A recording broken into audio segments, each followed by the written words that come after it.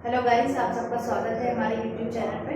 आइए आज हम जो है उपसर्ग के आगे चलते हैं। सबसे पहले हमने अंग्रेजी के उपसर्गों के बारे में जाना, फिर हमने संस्कृत के उपसर्गों के बारे में पढ़ा, उसके बाद हिंदी के उपसर्ग। अब हमारा आता है अरबी, फारसी और उर्दू के कुछ उपसर्ग है, उनके बारे में भी जानकारी हम लोग लेते हैं। तो शुरुआत करते हैं यहाँ से। फिर सबसे पहले क्या है कि उपसर्ग को देखते हैं, फिर अर्थ को, उसके बाद में शब्द निर्माण को देखते हैं।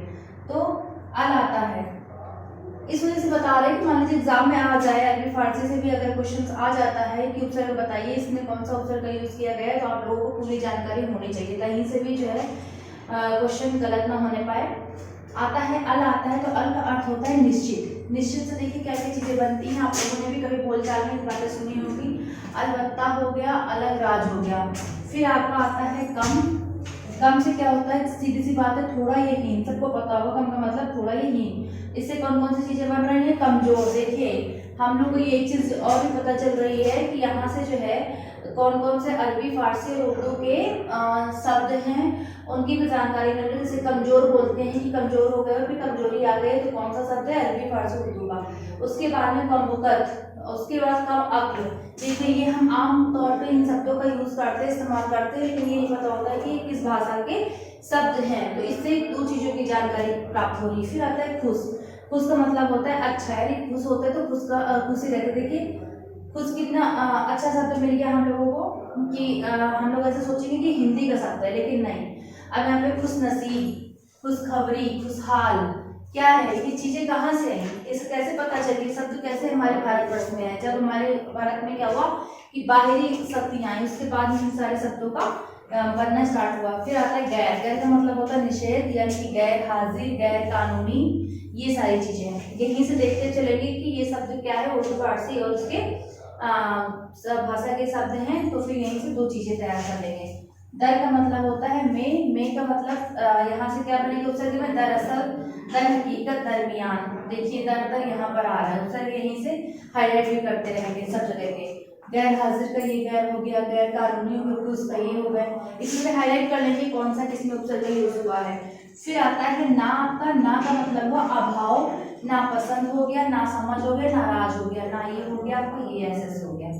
फिर आपका आता है फिर या फिर, इसका मतलब है मैं या प्रति से लेते हैं। तो देखिए फिलहाल तो बोलते हैं, फिर आदमी तो चलो कम यूज में आता है, लेकिन फिलहाल वगैरह जो है आमतौर पर ये सारी चीजें जो है आती ही आती है बोलचाल की भाषा में। फिर आता है आपका बा।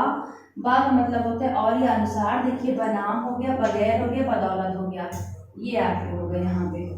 फिर आपका आता है बा, यानी कि ये बा है, इसमें आकी मात्रा नहीं लगी। दूसरा आपका आता है बा, जिसमें आकी मात्रा लगी, इसका मतलब होता है शहीद। यहाँ पे क्या, बाकायदा, बाइज्जत, ये सारे शब्द आते हैं। फिर आपका आता है बद।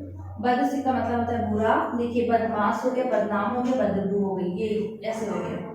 इन उपसर्गों का यूज किया गया है। फिर आता है आपका बर। बर से का अर्थ होता है ऊपर, पर या फिर बाहर। यहाँ पे क्या है, बर्दाश्त हो गया, बर हो गया, बर्खास्त हो गया, ये देखिए इन उपसर्गों का यूज यहाँ पर किया गया। फिर आपका आता है बे। बे से का मतलब क्योंकि बिना, बेईमानी या फिर बेचारा, ये रहा आपका उपसर्ग। तो इसी तरीके से जो है अगर उपसर्गों को हम पढ़ते हुए चलेंगे तो हमारे देखिए दूसरी भाषा में अरबी, फारसी की जो भी शब्द आते हैं कि बताइए ये शब्द किस भाषा का है, तो उसकी भी तैयारी होती चली जाएगी। साथ साथ में क्या है कि उपसर्गों के बारे में भी जानकारी प्राप्त होती चली जाएगी। इसके कुछ और उपसर्ग रह गए हैं, आइए उनके बारे में भी हम जानकारी लेते हैं। बिल का होता है के साथ, अर्थ के साथ समझते चलेंगे तो आसानी से कर लेंगे। इसके कौन कौन से बन रहे हैं शब्द, बिल आगे, बिल वजह, ये रहा बिल और यहाँ पर रहा बिल। फिर आपका आता है बिला, इसका मतलब होता है बिना। यहाँ पे क्या हो जाएगा, बिला वजह, बिला शर्त। देखिए यहाँ पर ये शब्द आया। फिर आपका आता है ला। ला का अर्थ होता है रहित। इसमें देखिए लापरवाह बोला जाता है, लाचार, लाजवाब। उर्दू, फारसी के शब्द हैं, ध्यान देंगे। इसके पूछ लिया जाते क्वेश्चन कि बताइए लाजवाब किस भाषा का शब्द है। फिर आपका आता है सर। सर का मतलब है मुख्य। क्या क्या चीजें आ जाएंगी, सरताज, सरदार, सरपंच, सरकार। देखिए सरकार कितना अच्छा शब्द मिला है यहाँ से, सरदार, सरकार, सरपंच, ये सब चीजें। सरपंच देखिए लगेगा ही नहीं कि उर्दू फारसी का शब्द है। सरपंच तो बैठाई जाती है गांव गांव में। हम आता है तो हम का क्या मतलब है, समान, साथ वाला, हमदर्दी, हमरा, हम उम्र। देखिए ये सारे शब्द बहुत इंपॉर्टेंट है, जिनको हाईलाइट कर लीजिए, आपके एग्जाम में भाषा से रिलेटेड भी पूछा जा सकता है। हर का मतलब होता है प्रत्येक, क्या हुआ, हर दिन, हर साल, हर बार। इसके एग्जाम्पल जो है बहुत ही इम्पोर्टेंट हैं, इनको हाईलाइट जरूर कर लीजिए, आपके एग्जाम में जो है इनसे क्वेश्चन आ सकते हैं। तो उर्दू और फारसी के जो भी उपसर्ग हैं वो इतने ही हैं। इसके बाद में कुछ संस्कृत के उपसर्ग बताए गए हैं, जो हमने बताए थे उसके अलावा संस्कृत कुछ उपसर्ग बताए गए हैं। आइए कुछ संस्कृत के अवयव ऐसे हैं जो कि क्या है कि उपसर्ग की तरह ही यूज होते हैं, तो उनको भी हम पढ़ लेते हैं कि अगर क्वेश्चन आता है तो उसके आंसर आप दे सकें। तो देखिए सबसे पहले क्या है कि अधा, इसका मतलब क्या हुआ, नीचे। इससे क्या है कि कौन कौन से शब्दों का निर्माण हुआ, अधा, पतन, अधोगति और अधोमुखी। यहाँ पर क्या आ गया उपसर्ग आपका, ये देखिए यहाँ से आ गया। इसको जब संधि विच्छेद करेंगे, तोड़ेंगे, तो यहाँ पर भी अधा ही आएगा, और ये देखिए यहाँ पर भी आ गया। फिर आपका आता है अंता। अंता का मतलब होता है भीतरी, यानी कि अंतःकरण, अंतःपुरा और अंतर्मन, ये इसके उपसर्ग है। यहाँ पर भी अंता ही आएगा, और ये रहा पर आ से आएगा, जिसका अर्थ हुआ अभाव। क्या क्या शब्दों का निर्माण हो रहा है यहाँ पर, अशोक, अकाल, अनीति। यहाँ पर क्या है कि मुख्य रूप से आ को ही लिया गया है। फिर आपका आता है चिर, इसका अर्थ हुआ बहुत देर। चिरंजीवी बोलते हैं, चिर कुमार बोलते हैं, चिरकार बोलते हैं। उपसर्ग कौन सा यूज हुआ, ये रहे।